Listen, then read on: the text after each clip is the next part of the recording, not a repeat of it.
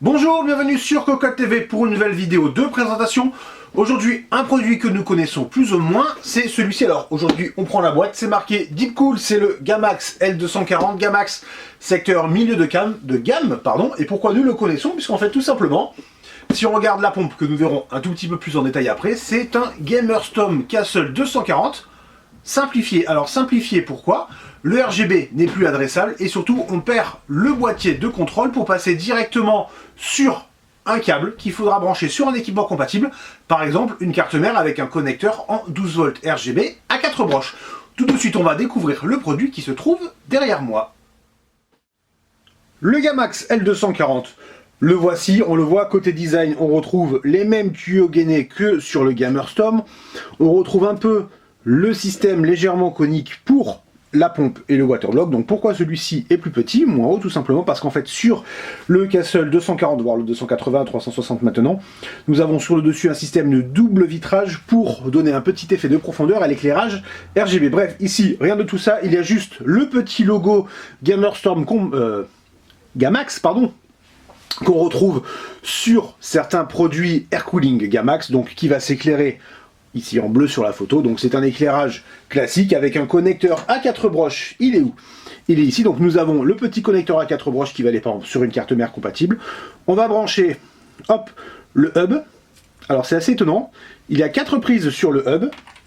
Nous avons 2 ventilateurs, une pompe. Alors on aurait moyen de trouver 3, comme ça c'était réglé, ou bien 5, histoire de pouvoir mettre 2 ventilateurs en plus, mais il y en a 4. Alors pourquoi 4? Tout simplement parce qu'on pourrait raccorder, pourquoi pas, un boîtier, par exemple un Earl Case de chez Deepcool. Bref, les ventilateurs 120 mm, nous les connaissons, c'est du DF. Alors, petite différence néanmoins, ici, nous n'avons plus les points en caoutchouc.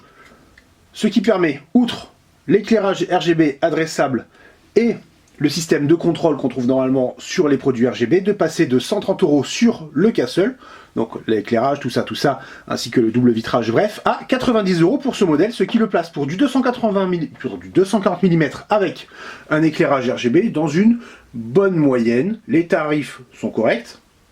Les performances, normalement, alors bien entendu, on va le tester, mais devraient être identiques au Castle, et du coup, ça se place plutôt bien, même si c'est vers le bas du classement. Bref, le ventilateur va tourner de 500 à 1800 tours par minute. Il y en a 2. À plein régime, les 2 ventilateurs font un peu de bruit, mais ça reste relativement raisonnable. La plage PWM est très intéressante, il n'y a rien à dire là-dessus. On peut avoir du silence si on le veut. Les tuyaux sont relativement courts, ils sont joliment gainés. La pompe en plastique est très sympa. Alors comme d'habitude, le kit de fixation va être en gris autour. Ça, c'est un peu dommage, mais c'est une constante chez Deepcool et chez Gamerstorm. Côté du radiateur, on est sur quelque chose de sain. Là aussi, ça change un peu par rapport au Castle, puisque nous avions ici un petit logo avec une plaque très sympathique. Bref, produit plutôt orienté milieu de gamme, avec une finition qui est très sympa, des performances en théorie qui sont bonnes, avec des nuisances sonores qui sont correctes. Du coup, ça peut être un produit très intéressant à voir ce que ça donne lors du test que nous allons faire le plus rapidement possible. En attendant, on vous souhaite à tous une excellente journée sur Cocotte TV ou ailleurs.